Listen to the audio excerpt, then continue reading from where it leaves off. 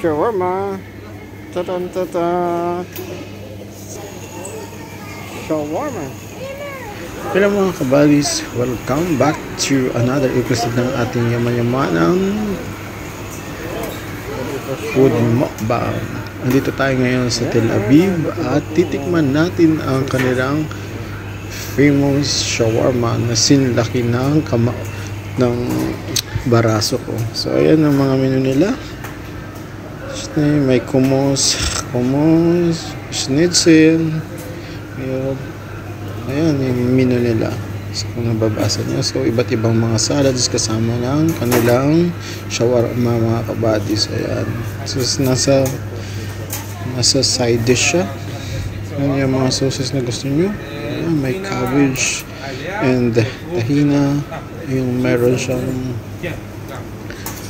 chips.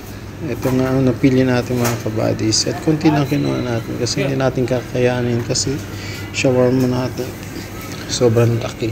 So parang half lang kaya ko nyo dahil sa mga salads na to, yung mga sides nito, may mga olives and french fries at saka mga lahat ng klaseng sauces na gusto mo ilahok sa iyong shawarma. May pesto. Ito, napaka-healthy nito mga kabadis. Nice. Ayan mga kabadis choices. Ayan yung pinili natin pang cover doon sa ating shawarma. Cover.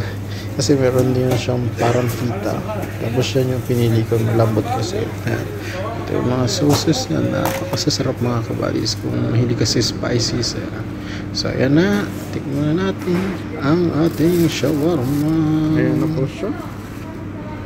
Ito na mga kabadis, tikman na natin ang ating shawarma. Laki diba? Mas maraba sa braso ko. Maraming laman sa loob mga kabadis. At ayan yung salads na pinili natin. Buti namin nasa loob. May mga maraming palaman mga kabadis. Ayan. Let's eat. Bye!